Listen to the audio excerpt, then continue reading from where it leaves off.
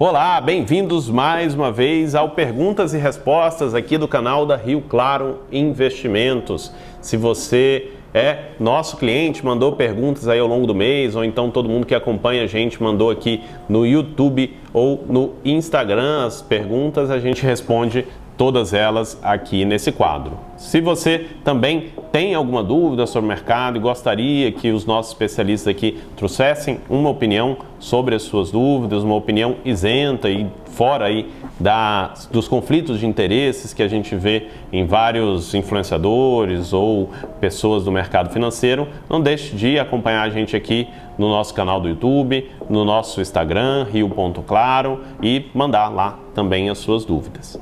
Meu nome é Pedro Jobim, sou planejador financeiro, sou sócio aqui da Rio Claro Investimentos e hoje a gente já vai começar falando de algumas questões polêmicas aí do mercado financeiro.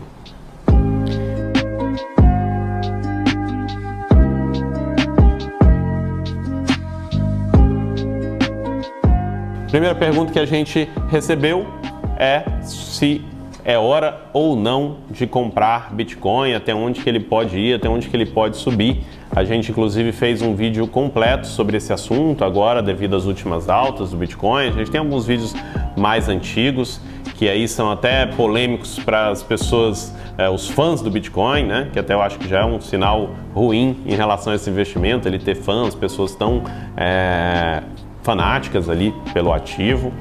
Mas basicamente o que eu sempre falo é para você ter, caso você queira, seja Bitcoin, seja qualquer outro ativo dentro da sua carteira, uma metodologia.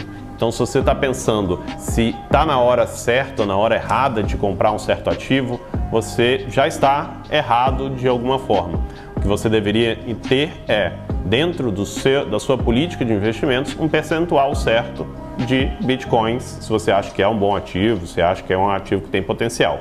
Então, agora que ele subiu, provavelmente você deveria estar vendendo, embolsando uma parte desse lucro, uma vez que o percentual aumentou. Por exemplo, se você tinha 1% de Bitcoins na sua carteira, que você comprou a 20 mil, agora provavelmente você vai estar com 3%, agora que está 60%, ou não sei quanto está agora na hora que a gente está publicando esse vídeo. Mas, então você tem que vender para voltar para 1%. Se você não tem nenhum Bitcoin dentro da sua carteira, provavelmente agora não é a hora de você começar a colocar. Provavelmente você está sofrendo de algum viés cognitivo, de FOMO, para você estar querendo entrar na alta. É melhor ficar calmo, pensar em outras oportunidades e talvez deixar para colocar nas próximas correções e dormir em paz, sabendo que tem oportunidade todo dia no mercado financeiro. Segunda pergunta que recebemos aqui é quais são os investimentos que têm relação com o crescimento do PIB, ou qual a relação que o PIB tem a ver com os nossos investimentos. E aí é o que eu acho legal a gente definir bem o que é PIB e que, na verdade, o PIB é resultado do crescimento dos nossos investimentos e não o contrário, né? O PIB é um índice que mede, como o próprio nome diz, o produto interno bruto do país, ou seja, o quanto aquele país produziu no período, normalmente de um ano, mas claro que ele se mede ali em outros períodos, trimestralmente, por exemplo. Essa medida, quando a gente vê as notícias falando, olha, o PIB cresceu tanto, quer dizer que o país produziu mais. Se o país produziu mais, provavelmente significa também que as empresas desse país produziram mais, criaram mais riqueza. Então, isso provavelmente também já se refletiu há algum tempo dentro do mercado financeiro, já que o mercado financeiro se antecipa a tudo. Então, à medida que as expectativas são de um crescimento maior, à medida que as empresas vão apresentando resultados melhores, elas tendem a se valorizar dentro do mercado financeiro e todos os outros ativos que são atrelados a elas de alguma forma tendem a se valorizar também. Então, se os ativos se valorizaram, se os nossos investimentos cresceram, se a gente está num bom momento econômico, provavelmente isso vai resultar em um PIB maior e não o contrário. Boa pergunta aqui sobre o ETF de Tesouro Selic, que é o LFTS11, que está no meio de uma grande polêmica sobre a sua tributação. A pergunta é se está na hora de tirar o dinheiro dele. Eu acho que teve muito pouca gente que colocou o dinheiro nesse ativo. e quem colocou foi atrás exatamente de uma tributação mais interessante, né? A gente sabe que a tributação do Tesouro Selic, da maior parte dos ativos de renda fixa, ela é regressiva, né? Ela começa em 22,5% e diminui para 15% ao longo de 2 anos. Então você tem que segurar aquele ativo por 2 anos para ficar com essa tributação.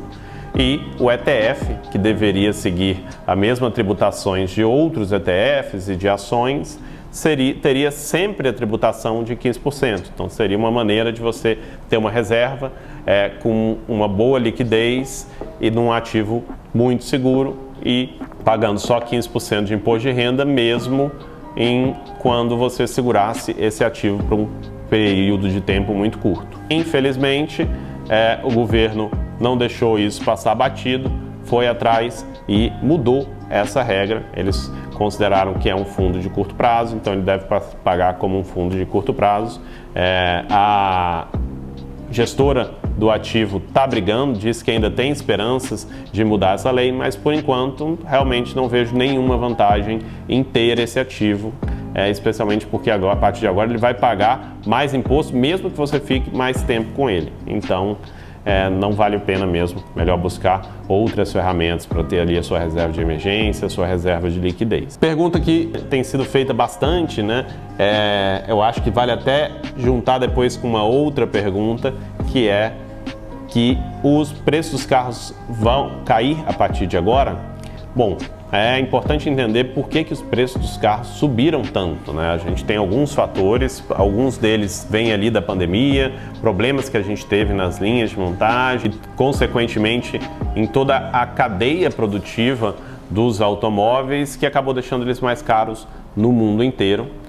No Brasil você também teve um reposicionamento das marcas, né, que pararam de produzir aqueles carros muito baratos, muito simples e focaram em vender carros mais caros. E agora você ainda tem uma questão que é aquela inércia da inflação, né? A partir do momento que você está vendendo um produto mais caro, os seus consumidores estão se acostumando a pagar mais caro, mesmo que os seus custos produtivos caiam, demora um tempo para você começar a baixar o preço dos seus produtos, porque o empresário, obviamente, não vai baixar a não ser que o concorrente comece a baixar também. E aí a gente tem a chegada de carros muito bons, carros chineses, carros elétricos, que estão começando a criar esse efeito dentro do mercado. A gente não sabe ainda com que intensidade isso vai acontecer, mas à medida que a gente tem novos entrantes, a produção aumentando, a concorrência começa a fazer o trabalho dela, do mercado eficiente, e a tendência é sim que os carros fiquem mais baratos. Então, para você que está pensando em comprar um carro agora, talvez valha a pena até esperar um pouco, e muita gente já está falando sobre isso, então talvez espere um pouco também, e aí isso diminui a demanda e aumenta aí a probabilidade dos carros diminuírem de valor também. Então, claro, a gente não pode bater o martelo nem prometer, muita coisa pode acontecer, mas a tendência é sim que vários ativos, não só os carros, passem a valer menos. E isso a gente consegue emendar com uma outra pergunta que foi enviada para a gente, que é sobre os relógios, principalmente ali o Rolex, Patek Philippe, esses relógios que valorizaram muito durante a pandemia e estão tendo um ano muito ruim. Também foi um evento muito específico, né? Você teve ali ao redor do mundo os cheques que foram entregues durante a pandemia, muita gente que recebeu mais dinheiro, que estava em casa, não tinha como viajar, não tinha com o que gastar e acabou gastando dinheiro com produtos de luxo. Isso influenciou, inclusive, carros de luxo também e principalmente relógios de luxo, bolsas, tudo isso se valorizou bastante, principalmente porque a produção não acompanhou a demanda, né? Então você tinha ali um mercado onde as fábricas estavam vendendo por X e as pessoas estavam revendendo por 2, 3X, né? Então estavam vendendo muito mais caro do que se você comprasse na loja, porque na loja tinha fila de espera. Claro que essa situação não podia se sustentar. Aqui na Rio Claro a gente até brincava, né, que os melhores investimentos de 2020 e 2021 foram os piores investimentos, que é quem estava investindo ali em gastos supérfluos, em carro importado, em relógio de luxo, mas a tendência é, claro, isso não ser um bom investimento de longo prazo.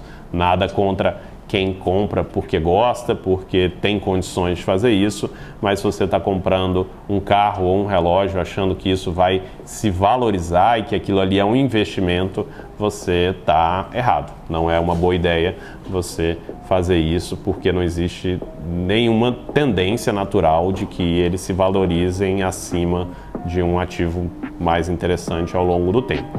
Se você quer ter algo assim dentro da sua carteira de investimentos, saiba que é para você usufruir e torcer para talvez ter algum ganho no futuro, mas provavelmente você não vai ter.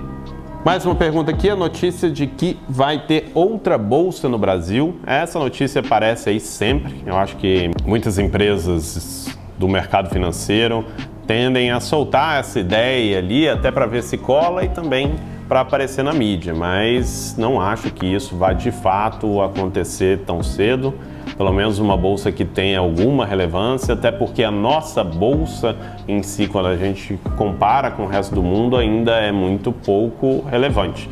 É um percentual muito pequeno do mercado mundial, não tem tantas empresas a fim de fazer IPO no Brasil, inclusive a gente vendo um movimento das grandes empresas brasileiras fazendo IPO na Bolsa Americana em vez de fazer IPO aqui no Brasil. Então não vejo espaço aí para surgir uma nova bolsa, a não ser que ela tenha um nicho muito específico que faça sentido. Última pergunta de hoje, se o Drex, que é a moeda digital do Banco Central Brasileiro, a nossa moeda do governo brasileiro, vai servir para alguma coisa útil.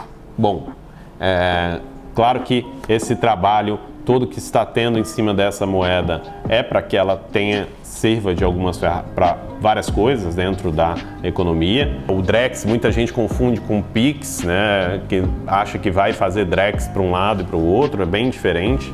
Ele é muito mais uma plataforma para você fazer contratos, fazer movimentações, implementar ali por trás dos panos a movimentação financeira. Muita gente fica preocupada com como isso pode funcionar, com o controle estatal que se vai ter na movimentação da moeda devido a isso, embora a gente já tenha um controle bem grande hoje com a digitalização das finanças no Brasil. O Drex daria mais uma camada ali de controle para o governo, mas também provavelmente vai possibilitar ali contratos inteligentes, contratos mais seguros, mais eficientes, até diminuir a quantidade de golpes. Então tende sim a ser útil, mas provavelmente não vai ser essa revolução que foi o Pix. Ela vai ser algo muito mais por trás ali dos sistemas, que muita gente nem vai perceber que está usando o Drex quando estiver utilizando. Essas foram as principais perguntas de hoje.